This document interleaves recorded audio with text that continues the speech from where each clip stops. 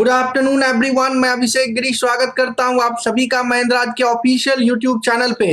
जैसा कि हम लोगों का सेशन चल रहा था प्रोबेबिलिटी का, हम लोगों ने लास्ट क्लास डिस्कस किया था डाइस बेस्ड प्रॉब्लम्स को। तो आज उस सेशन को फिर से आगे बढ़ाते हुए आज प्रोबेबिलिटी के कुछ क्वेश्चंस मैं आपको प्रैक्टिस करा देता हूं, जिससे कि आपका आरआरबी एनटीपीसी का जो काम है वो अच्छे ढंग से हो जाए और आज इस टॉपिक को कंप्लीट कर लेंगे। ठीक है, तो आइए फटाफट से सेशन को एक बार लाइक करिए और शेयर भी करिए। सभी लोग जल्दी से एक बार सेशन को लाइक और शेयर करिए। अपने फ्रेंड अपने मित्रों को फटाफट से बता दीजिए कि वीडियो जो है ये अपलोड हो चुकी है। वीडियो जो है आपके साथ लाइव तो नहीं चल पा रहा है फिलहाल, प्रीमियर के रूप में यहाँ पे आपके महेंद्राज के ऑफिशियल यूट्यूब चैनल पे आपको दिखाई दे रहा है। तो यहाँ से कुछ क्वेश्चन का प्रैक्टिस कर लें। बाकी हम लाइव जो है संडे को आपको मिलेंगे 8 से 10 में। संडे सुबह 8 से 10 में हम लोगों का लाइव सेशन चलेगा।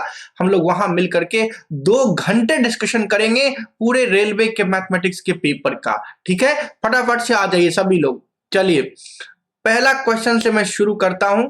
देखिए क्वेश्चन को हिंदी मैंने टाइप नहीं करवाया क्योंकि ये बिल्कुल सिंपल सा लैंग्वेज है और आसान लैंग्वेज है, इसलिए मैंने टाइप नहीं करवाया है। मैं आपको सारी बातें हिंदी में समझा दूंगा जिनको भी प्रॉब्लम है हिंदी में।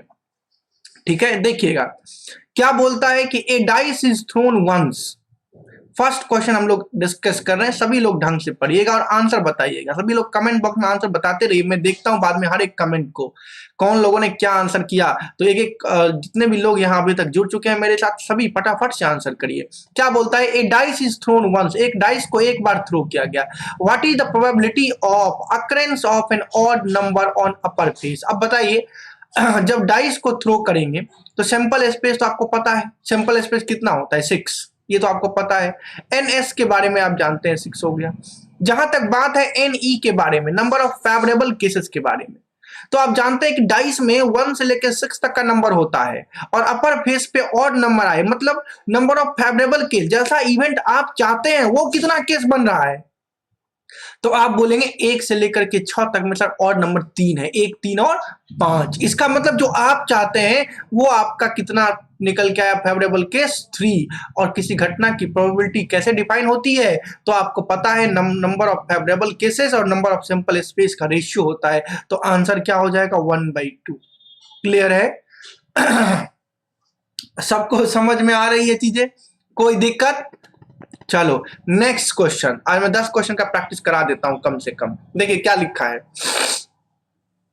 बोलता है 1 digit is selected from first 20 positive integer. बोलता है एक डिजिट सेलेक्ट किया गया है पहले 20 धनात्मक पूर्णांकों में से। तो आपसे पूछा जा रहा है कि what is the probability that it is divisible by 3 और 4। मतलब कहने का ये है कि ऐसे नंबर की प्रोबेबिलिटी निकालिए 1 से 20 धनात्मक पूर्णांकों में, पॉजिटिव इंटीजर में, ये जो 3 से भी डिविजिबल हो और जो 4 से भी डिविजिबल हो। तो ऐसे केस में क्या करिएगा, तो आप देख रहे हैं कि 3 से डिविजिबल कौन कौन सा नंबर आ जाएगा 1 to 20 में, तो 3, 6, 9, 12, 15, 18 ये नंबर आपके आ जाएंगे कौन, 3 से डिविजिबल नंबर, कोई प्रॉब्लम नहीं है। और लिखा है या 4 से डिविजिबल कौन कौन आ जाएगा, 4, 8, 12, 16 ऐसा लिख सकते हैं और 20 ऐसा लिख सकते हैं।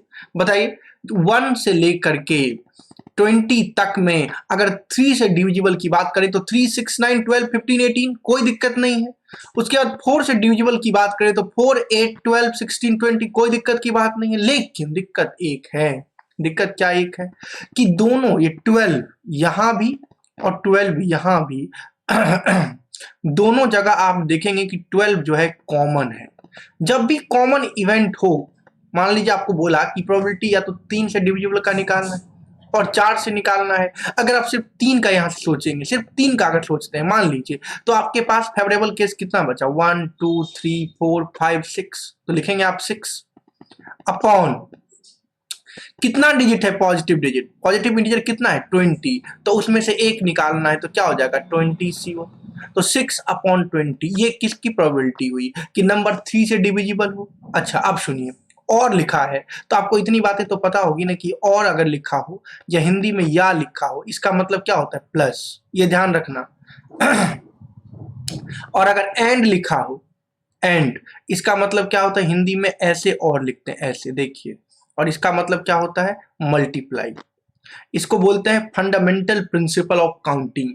आप जब डिटेल में इसको पढ़ेंगे तो आपको ये मिल जाएगा फंडामेंटल प्रिंसिपल ऑफ काउंटिंग में, ठीक है। वहां एडिशन रूल होता है और एक मल्टीप्लिकेशन रूल होता है। जब एडिशन रूल को आप समझेंगे तो वहां से कंक्लूजन यही निकल के आएगा कि जहां और या का सेंस बने वहां पर प्लस यूज करना है, और जहां एंड यानी कि और का सेंस बने वहां पर मल्टीप्लाई यूज करना है। अब आइए, मेरा कहना था कि 3 और 4 से डिविजिबल, तो 3 से डिविजिबल नंबर आपने देख लिया, कितना मिला आपको, 6 मिला। प्रोबेबिलिटी निकालना था तो 6/20 आ गया। प्लस अगर 4 से डिविजिबल की बात करें तो 4 से डिविजिबल कितना नंबर आपके पास है, तो 5। तो आप क्या लिखेंगे, 5/20। सिंपल स्पेस तो 20 है ना, 20 में से ना कोई एक नंबर निकालना है। लेकिन यहां थोड़ी सी बात ध्यान रखनी होगी। क्या ध्यान रखनी होगी हम लोगों को, ध्यान ये रखनी होगी कि 12 जो है, 12 वो 3 में भी है और 12 जो है ये 4 वाले में भी है, तो दोनों में कॉमन है। तो जितना कॉमन पार्ट होगा ना उतना एक तो माइनस कर लेंगे। तो कॉमन 12 का यहाँ भी है 3 के लिए और 12 का 4 के लिए भी है। तो आप क्या करेंगे, एक इवेंट, एक फेवरेबल केस कॉमन आ रहा है, मतलब दोनों जगह वो आ जा रहा है, तो एक जगह से हटा देंगे। मतलब क्या लिखना होगा, 1 कितना 20। बस इतनी सी बात है। तो क्या आंसर आ जाएगा, 6 + 5 11 - 1 10/20। मतलब आपका आंसर क्या हो जाएगा, 1/2। आई बात समझ में। बस इतना ध्यान रखिएगा कि पी ए यूनियन बी क्या होता है, P A plus P B minus P A intersection B. तो ये तो आपको ध्यान रहेगा नहीं, इसलिए इन सब चीजों को छोड़िए, क्योंकि फॉर्मूला आपको रेलवे में उतना जरूरी नहीं, जितना मैं कह रहा हूं उतना ध्यान रखना। कि 3 का अलग निकाल लिया प्रोबेबिलिटी, 4 का अलग निकाल लिया, 3 और 4 का जो कॉमन है कॉमन वाले को माइनस कर लो, क्योंकि दोनों में अवेलेबल है। काउंटिंग में बस एक बात चाहिए, बस वही आपके प्रोबेबिलिटी है। क्लियर, चलो नेक्स्ट क्वेश्चन देखिए।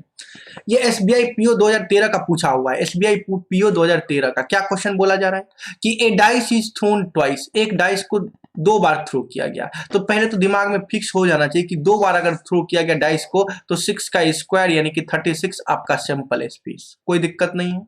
अच्छा आप देखो, what is the probability of getting a sum 7 from both the throw. बोलता है कि दोनों थ्रो से सम 7 आ जाए, इसकी क्या संभावना है। तो मैंने ये बात समझाया है पिछली क्लास में, सम क्या आना चाहिए 7।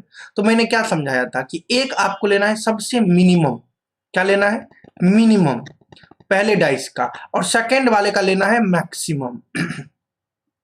और ऐसे कोशिश करना है कि दोनों मिल करके क्या बन जाए, 7 बन जाए हमेशा। तो मिनिमम क्या से क्या आ सकता है, फर्स्ट डाइस में तो 1, सेकंड में मैक्सिमम क्या आ सकता है, 6, हो गया 7। बस अब एक को बढ़ाते जाइए, फर्स्ट वाले को, सेकंड वाले को घटाते जाइए, आपका सारा फेवरेबल केस निकल के चला आएगा। तो पहले वाले को बढ़ाइए, क्या आ जाएगा 2, यहाँ घटाइए सेकंड वाले को, क्या आ जाएगा 5, 7 आ गया क्या। उसी प्रकार इसको इंक्रीज करिए, क्या हो जाएगा 3, 5 को डिक्रीज करिए, क्या हो जाएगा 4, देखिए 7 आ गया, बिल्कुल आ गया। फिर से इंक्रीज करिए, क्या हो जाएगा ये 4, और ये क्या हो जाएगा डिक्रीज करने पर 3 आ गया। फिर इंक्रीज करिए फर्स्ट वाले को तो 5, और ये कितना आ जाएगा 2, फिर उसी प्रकार ये 6, और इसी प्रकार ये 1। तो आप बोलेंगे कि इस प्रकार से सर हमें जो 7 की फेवरेबल केसेस जो मुझे मिला है कि सम 7 आ जाए, तो आप बोलेंगे कितना केस मिल गया, 1 2 3 4 5 6। तो आप बोलेंगे 6 केस। इसका मतलब जो आपका फेवरेबल केस है यानी कि एनई की बात करें, जो इवेंट आप चाहते हैं कि ऐसा ही घटे कि 7 आए, तो 7 आए वाला केस कितना मिला आपके पास, तो 6 केस मिला, और सैंपल स्पेस कितना मिला, 36 मिला। तो प्रोबेबिलिटी अगर निकालना हो किसी इवेंट का यानी कि पीई निकालना हो, तो आप क्या बोलेंगे, NE/NS। तो क्या हो जाएगा आपका आंसर 1/6। कोई प्रॉब्लम किन्हीं को, 1/6 यही आपका आंसर आ गया। सबको समझ में आ रहा है। एसबीआई पीओ 2013 का पूछा हुआ क्वेश्चन था। चलिए नेक्स्ट। अरे सब समझ में आएगा, इतना अच्छा से बेसिक भी आपको समझा दिए, हर चीज समझा दी, क्यों नहीं समझ आएगा। अब देखिए, अब क्या बोलता है, 2 डाइसेस आर टॉस्ड, 2 डाइस को टॉस किया गया। The probability that the total score is a prime number is. Probability क्या होनी चाहिए कि टोटल स्कोर एक प्राइम नंबर हो जाए। अब बताइए कितना भी दोनों डाइस में अगर मैक्सिमम से मैक्सिमम को ऐड करेंगे, 2 डाइस है आपके पास, तो सैंपल स्पेस तो सबको समझ में आ गया 36। उसके बाद मैं ये कह रहा था कि 2 डाइस में अगर मैक्सिमम दोनों डाइस की वैल्यू की बात करें तो 6 और 6 कितना 12 तक ही ना आ सकता है। तो 12 तक प्राइम नंबर कितने बनेंगे, तो आप बोलेंगे सर फर्स्ट प्राइम नंबर और स्मॉलेस्ट प्राइम नंबर तो 2 है। बहुत लोग के दिमाग में 1 भी आ रहा होगा, 1 प्राइम नंबर नहीं है मेरे भाई, प्राइम नंबर कहां से शुरू होता है? 2 से। 1 से बड़ी ऐसी संख्याएं जो 1 से और स्वयं से डिविजिबल हो, मतलब 1 से तो डिविजिबल हो और स्वयं से डिविजिबल हो, तभी वो प्राइम नंबर कहलाता है। लेकिन 1 से बड़ी तो कौन सा हो जाएगा स्मॉलेस्ट प्राइम नंबर? 2, जो कि इवन भी है, याद रखना। फिर कौन सा प्राइम नंबर आएगा? 3। फिर कौन सा प्राइम नंबर आएगा? 5। फिर कौन सा प्राइम नंबर आएगा? 7। फिर कौन सा प्राइम नंबर आएगा? 11। बस 8 नहीं है, 9 नहीं है, 10 भी नहीं है, लेकिन 11 तो है। इसका मतलब आपको जो सम चाहिए, टोटल स्कोर चाहिए, वो कितना चाहिए? 2, 3, 5, 7 और कितना चाहिए? 11। कोई प्रॉब्लम किन्हीं को? अब 2 कैसे आएगा बताइए, 2 कैसे आएगा? ये आपका फेवरेबल केस के लिए इवेंट मिल गया। अब आपको काउंटिंग करना है कि 2 कितने तरीके से आ सकता है, दो डाइस को थ्रो करने पर। तो आप बोलेंगे सर 1 1, इससे ज्यादा 2 तो आएगा नहीं। 3 में आ जाइए, क्या बोले हैं? स्मॉलेस्ट लार्जेस्ट, तो क्या लिखिएगा? 1 2 3 हो गया। फिर करिए 1 को बढ़ाइए, क्या हो जाएगा? 2 1 3 आ गया। 5 के लिए सबसे स्मॉलेस्ट, अभी मैंने समझाया था, क्या हो जाएगा? 1 और क्या? 4। फिर क्या लिखिएगा? एक बढ़ाते रहिए पहले वाले को, ये 2, और इसको घटाते रहिए 3। उसी प्रकार इसको 3 और यहाँ कितना? 2। उसी प्रकार इसको 4, यहाँ कितना? 1 हो गया ना। उसी प्रकार 7 के लिए क्या करेंगे आप? उसी 1 6। फिर क्या करेंगे आप? 2 5 बोलते जाइए कमेंट में, 3 और यहाँ कितना हो जाएगा? 4। उसी प्रकार आगे बढ़ाते जाना है, फर्स्ट वाले को सेकंड वाले को घटाते जाना है, तो क्या हो जाएगा? 4 3। उसी प्रकार 5 2 हो जाएगा और 6 1 7 आ गया। और 11 का आप सोचेंगे कितना हो जाएगा? तो 5 और 6 11 होता है। फिर उसके बाद 6 और 5 11 होता है। स्मॉलेस्ट लार्जेस्ट, बस यही कॉन्सेप्ट ध्यान रखिए, कहीं कोई नहीं टर्म छूटेगा, एकदम करेक्ट आंसर आएगा। तो देखिए 2 के लिए कितना मिल गया आपको? 1 मिल गया। 3 के लिए कितना मिल गया आपको? 2 मिल गया। फिर 5 के लिए फेवरेबल केस कितना मिल गया? तो आपको 4 मिल गया। 7 के लिए फेवरेबल केस कितना मिल गया? तो आपको 6 मिल गया। और प्लस और 11 के लिए फेवरेबल केस कितना मिल गया? तो आप बोलेंगे कि 11 के लिए सर, अच्छा 7 के लिए कितना मिला था? एक मिनट रुक जाइए, ये 2 के लिए था, ये 3 के लिए था, ये 5 के लिए था, 7 के लिए आपके पास 6 मिला और 11 का रह गया है। 11 का आपके पास कितना मिला? तो 2 मिला। तो टोटल जो फेवरेबल केस आ गया, ताकि नंबर क्या आ जाए? प्राइम नंबर आ जाए, तो कितना मिला? 6 + 2 8, 8 + 4 12, 12 + 2 14, 14 और +1 15। तो आप बोलेंगे सर 15 आ गया। 15 आपका फेवरेबल केस आ गया, NE की वैल्यू आ गई। और सैंपल स्पेस तो आपको पता है कितना है? 36 है। तो आपका जो निकल के आया प्रोबेबिलिटी इस इवेंट का, वो कितना निकल के आ गया? तो 3 से डिवाइड करिए 5 बार में, 3 से डिवाइड करिए 12 टाइम, तो आपका आंसर कितना होगा? 5/12, यही आंसर हो जाएगा। अब बात है कि सर इतना करेंगे क्या? बहुत लोग दिमाग मारा, बिल्कुल करेंगे, नहीं करेंगे तो कैसे काम चलेगा? ये सब चीज याद तो रखा नहीं जा सकता ना, 2 4 याद रखोगे फिर 3 दिन बाद भूल जाओगे। तो निकालने का तरीका समझ लो कैसे करना है, क्योंकि याद ये सब रहेगा नहीं, ठीक है? कि कैसे 7 का कितना होता है, 8 का कितना होता है, कितना याद रखोगे? तो कर सकते हैं ना, वो तरीका समझो, देखो हो जाएगा, तुरंत हो जाएगा। ठीक है, समझ में आया? कोई डाउट लग रहा है? नहीं ना? डाउट लगे तो कमेंट बॉक्स में लिख देना, मैं बता दूंगा उसको भी। या हमसे मिलना, यहाँ कहाँ मिलोगे? @maths by अभिषेक गिरी, ये टेलीग्राम चैनल है, यहाँ मिलना। या फेसबुक पर ढूंढ लेना अभिषेक गिरी, मैं मिल जाऊंगा। फेसबुक पर भी मिल जाऊंगा, वहां पर ढूंढ लेना, वहां भी पूछ लेना। चलो आगे, नेक्स्ट। अब क्या बोलता है, ध्यान से देखना। क्या बोलता है? 2 dices are thrown simultaneously, then the probability of obtaining a total score of 5। अब तो समझ में आ ही गया क्या होगा। 5 के लिए कितना? 4, तो 4 बटा कितना हो जाएगा? 36। अब दिमाग में तुमको आ रहा होगा कैसे सर लिख दिए 4/36, तो याद था लिख दिए। वैसे हम मैं बता रहा हूँ कि याद हमेशा रहेगा नहीं आपको कि लिख देंगे 4/36। आपको पता कैसे चलेगा कि 5 4 ही बार करने से आएगा? तो आपको करके देखना पड़ेगा। कैसे? देखिए 1 और 4, स्मॉलेस्ट लार्जेस्ट मिलके आ गया 5। फिर एक को बढ़ाते जाइए पहले वाले को, तो कितना हुआ? 2। सेकंड वाले को घटाते जाना है, कितना हो गया? 3। देखिए 5 हुआ।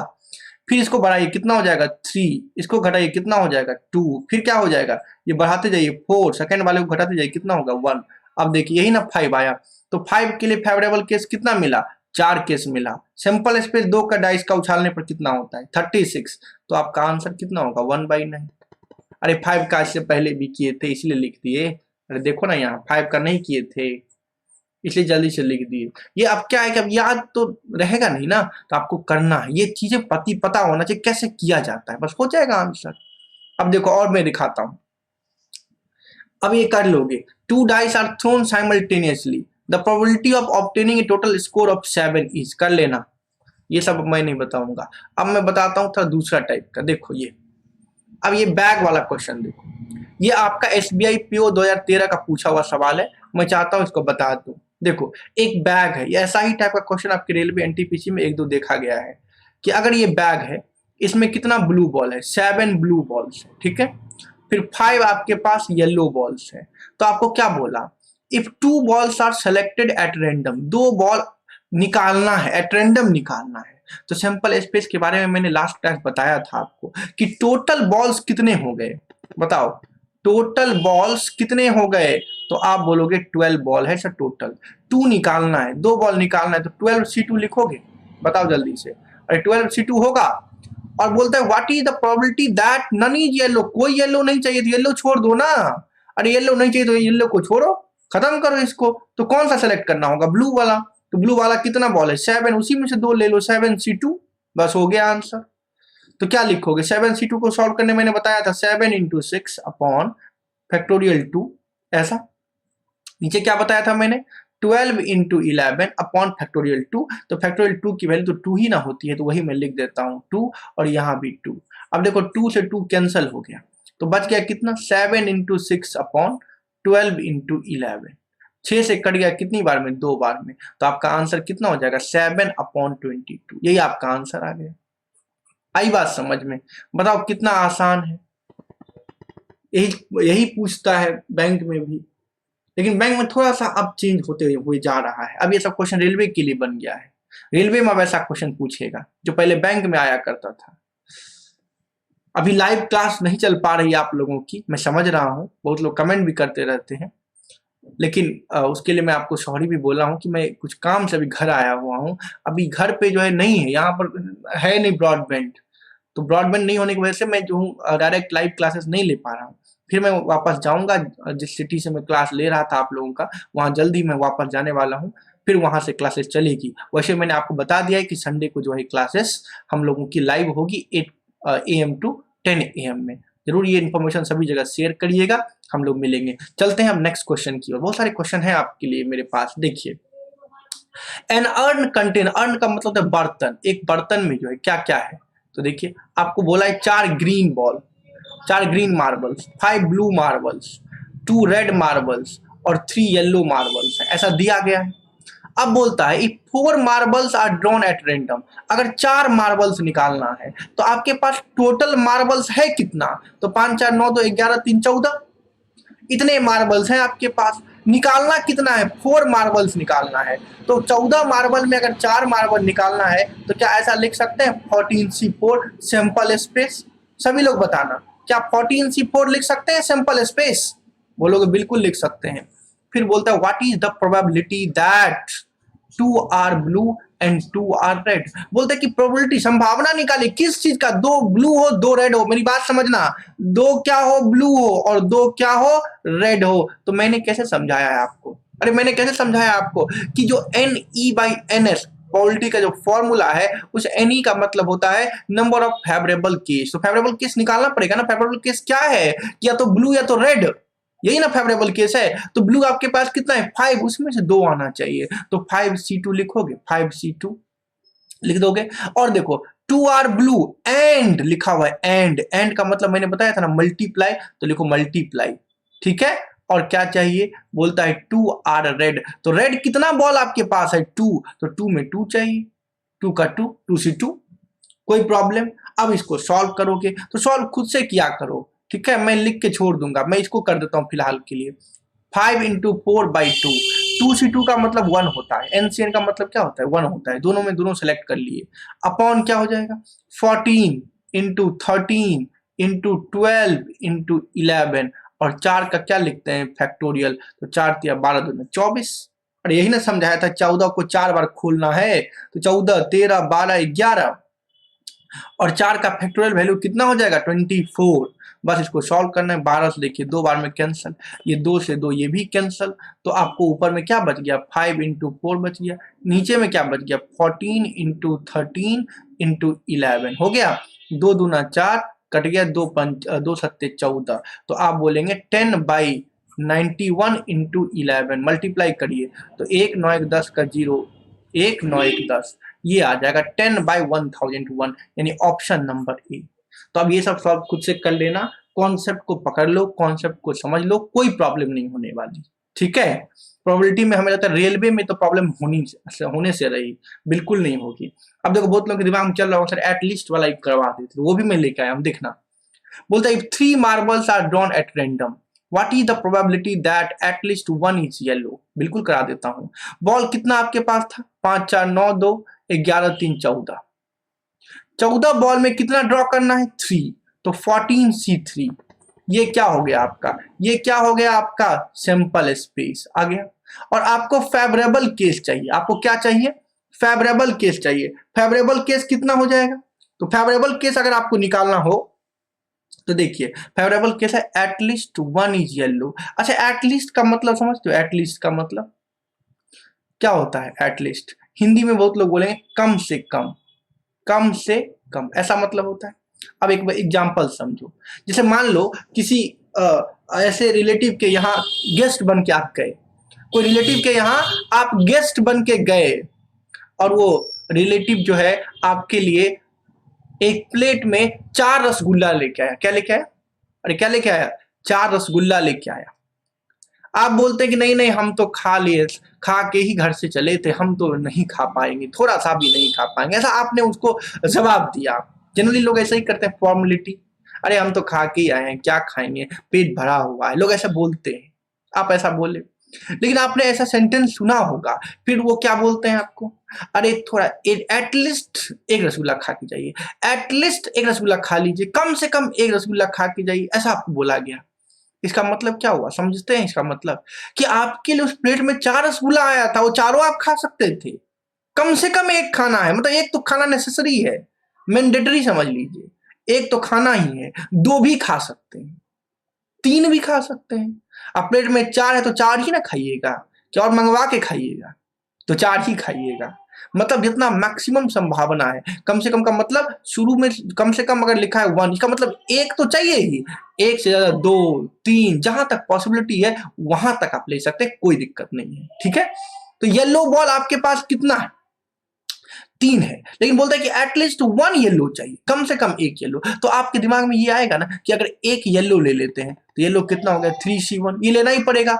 बाकी जो 2 बॉल है कोई लीजिए, कोई फर्क नहीं पड़ता है, कम से कम एक येलो चाहिए, एक येलो तो हो ही गया, बाकी कोई और ले लीजिए 2 ठो बॉल, तो इसमें से ले लीजिए 5 4 9 और 2 11, 11 बॉल में ग्रीन भी है, ब्लू भी है, रेड भी है, कोई भी चलेगा, तो 11C2, मतलब समझ में आया।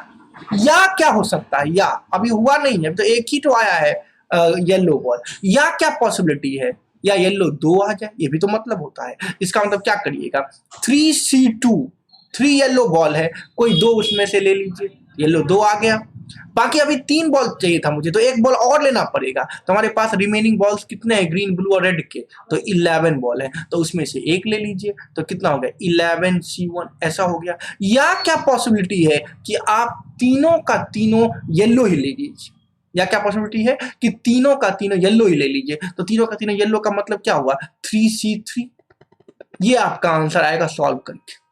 लेकिन इसका एक टेक्निक है, क्या टेक्निक है मेरी बात समझना, क्या टेक्निक है, वैसे प्रोबेबिलिटी वगैरह सब 11 12 का चैप्टर है, इसके लिए टेक्निक जल्दी लगता नहीं है, लेकिन फिर भी इसके लिए टेक्निक है कि एटलीस्ट 1 का केस कभी आए ना, एटलीस्ट 1 का केस तो आप टेक्निक लगा सकते हो, बाकी तो लगेगा नहीं। एटलीस्ट 2 आ जाए तो एटलीस्ट 1 का केस में टेक्निक क्यों लगा सकते हैं कि एटलीस्ट 1 का मतलब है कम से कम 1 येलो, कम से कम 2 येलो, कम से कम 3 येलो। आप क्या करो कोई येलो निकालो ही मत, कोई येलो नहीं चाहिए, क्या सोचो कि हमें कोई येलो नहीं चाहिए, तो कोई येलो नहीं चाहिए का मतलब क्या हो गया 5 4 9 2 11, 11C3 अपॉन कितना, तो आप बोलेंगे 14C3, ये प्रोबेबिलिटी है कोई भी येलो नहीं होने का।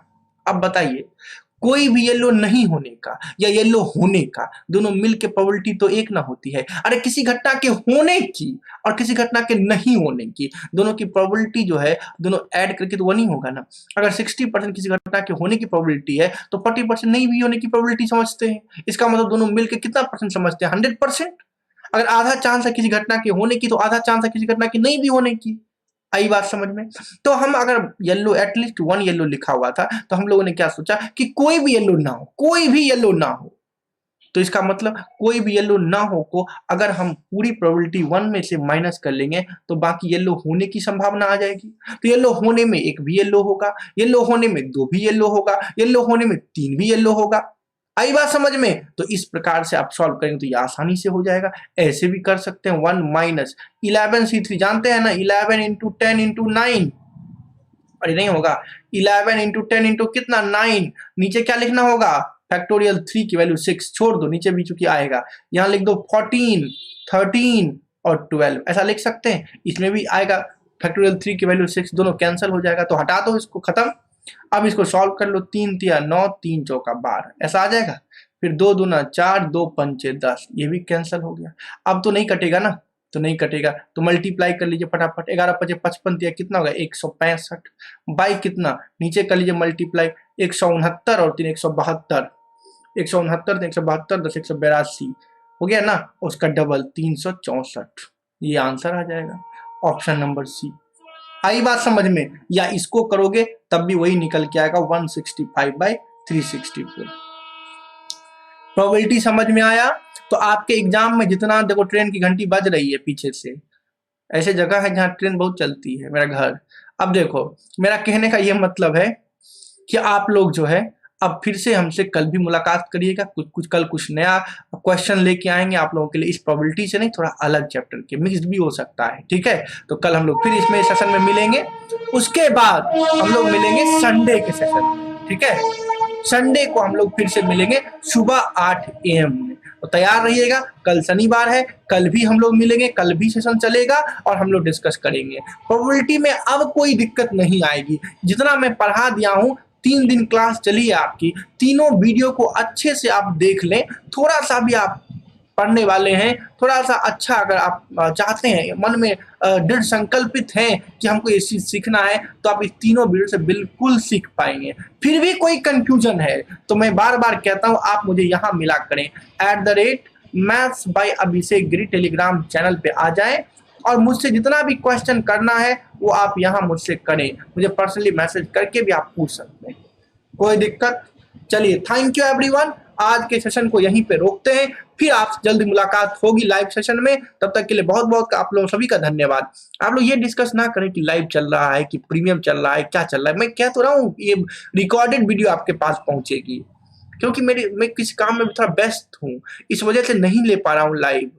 अभी थोड़ा घर आया हुआ हूँ। बहुत लोग इसी में डिस्कशन में लगे रहते हैं, कमेंट में, क्वेश्चन के आंसर में लगिए। ठीक है, मैं तो वहां पर वीडियो के माध्यम से कुछ तो सिखाने की कोशिश कर रहा हूं ना, उतना आप फिलहाल करिए, ठीक है। मैं जल्द लाइव आकर के आपसे रूबरू होके बात करूंगा। थैंक यू एवरीवन, सभी का बहुत बहुत धन्यवाद। Thank you so much everyone, thank you.